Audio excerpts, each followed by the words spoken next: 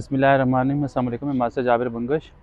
अच्छा, शोल्डर के दर्द, दोनों कंधों में दर्द होते हैं। शोल्डर फ्रोज़न भी उसको कहते हैं, यानी मतलब कभी कभार ऐसा भी होता है कि हम उल्टे हाथ की तरफ या सीधी हाथ की तरफ सो जाते हैं, तो उससे भी हमारे शोल्डर में बड़ा दर्द रहता है।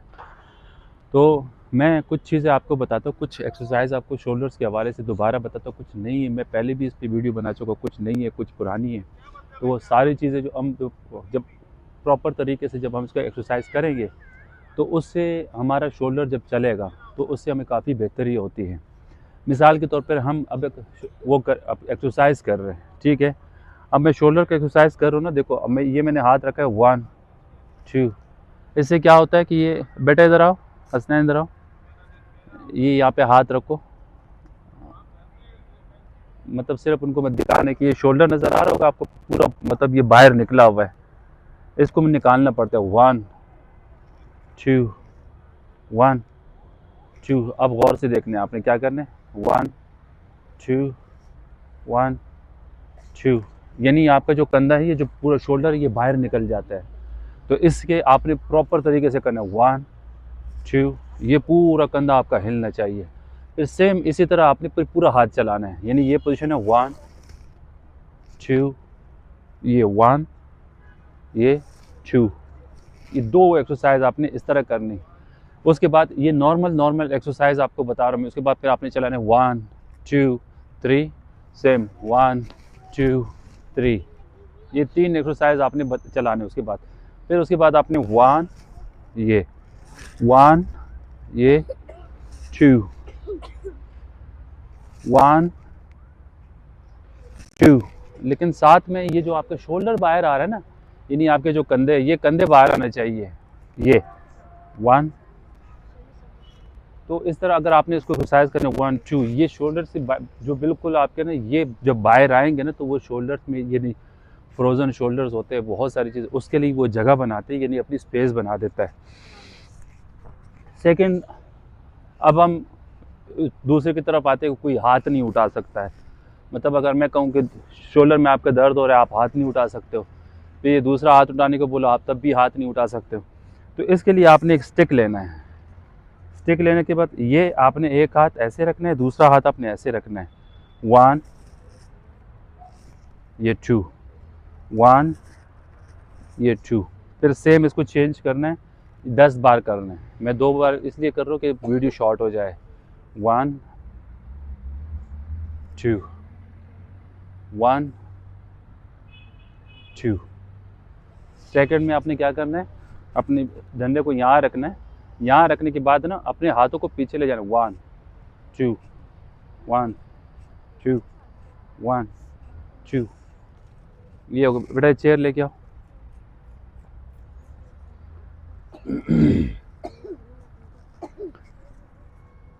इस तरह एक टेबल आपके पास होने चाहिए, या फिर सोफ़ा, चेयर वगैरह कुछ भी। उसको आपने ऐसे पकड़ना है, ऐसे पकड़ के अपने शोल्डर्स को ढीला छोड़ना है। शोल्डर को ढीला छोड़ना है, 1 2 3 4 5, यानी आपने 10 बार इस तरह करना है। यानी शोल्डर्स को अपने बिल्कुल ढीला छोड़ना है, ताकि वो शोल्डर आपका आगे पीछे चलता रहे। ये जाम, फ्रोज़न यानी जाम होना, ये शोल्डर, इसको चलाना होता है। जब आप इसको चलाएंगे तो काफ़ी हद तक बेहतर पड़े। इसी तरह सेम आपने यही पोजीशन रखना है, 1 2 3 4 10 बार ये किया। ये एक्सरसाइज करने के बाद फिर आपने क्या करना है, लास्ट वाला जो एक्सरसाइज मैं आपको, एक और लास्ट नहीं, सेकंड लास्ट आपको बताता हूँ मैं। अगर आपके पास कोई ऐसी चेयर रखी हुई है, तो इस तरह आपको बैठना है, अपनी ये कोनियाँ नीचे रखनी है।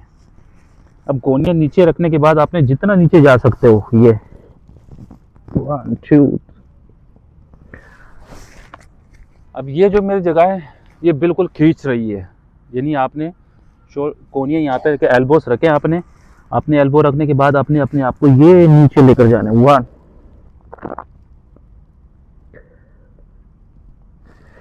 2 5 बार। 10 बार मुश्किल हो जाएगा, 5 बार भी कर लो तो इससे भी फ़र्क पड़ता है। आखिरी एक्सरसाइज, अब लास्ट एक्सरसाइज में आपने क्या करना है, सबसे बेस्ट एक्सरसाइज, सारे जब आपने वार्म अप किया, उसके बाद अब आपने क्या करना है, आपके सामने एक टेबल रखा होना चाहिए जो कम से कम इतना इस साइज़ का होना चाहिए। टेबल आपने रखा, टेबल के ऊपर आपने कोई कपड़ा रखना है, वो टेबल यहाँ होगा, ठीक है। कपड़ा रखना है और कपड़ा रख के आपने पूरा इसको आगे तक लेकर जाना है। 1 2 टेबल पे समझिए पोछा लगाना है, ठीक है। अगर मिसाल के तौर पे आपके पास टेबल नहीं है टेबल नहीं तो आपने ज़मीन पे बैठना है। ज़मीन पे बैठे, कपड़ा लिया, 1 2 फिर उठ के आना है और इसी तरह कपड़े को लपेटता हुआ पूरा आगे जाना है। ये चंद एक्सरसाइज आपको शोल्डर फ्रोज़न के आपको मैंने बता दी है, सही है। इससे आपको काफ़ी फ़र्क पड़ेगा। और साथ में अगर आपको घुटने में, कमर में, शोल्डर में, गर्दन में दर्द है तो उस दर्द की वजूहात जानना बड़े ज़रूरी होता है। सर्दियों में पुराने दर्द जाग जाते हैं एक, और दूसरी बात यह है कि मतलब आप बादी चीज़ें का परहेज़ करना बहुत ज़रूरी होता है। अब बादी चीज़ में से क्या आते हैं, गोभी बादी है, लोबिया बादी है, ताकतवर बहुत है लेकिन बादी चीज़ें हैं ना। और इसी तरह कोई भी दाल, अगर दोपहर में दाल खा ली है तो काला चना रमज़ान का सौगात, सही है ना, तो वो भी बड़ा बादी है। तो उसको कोशिश करें कि जब आपको कोई दर्द है, पेन है या कोई ऐसा कोई मसला है तो इन चीज़ों, बादी चीज़ों से आप परहेज़ करेंगे तो ये सारा एक्सरसाइज करोगे, इससे आपको काफ़ी फ़र्क पड़ेगा। अल्लाह हाफ़िज़।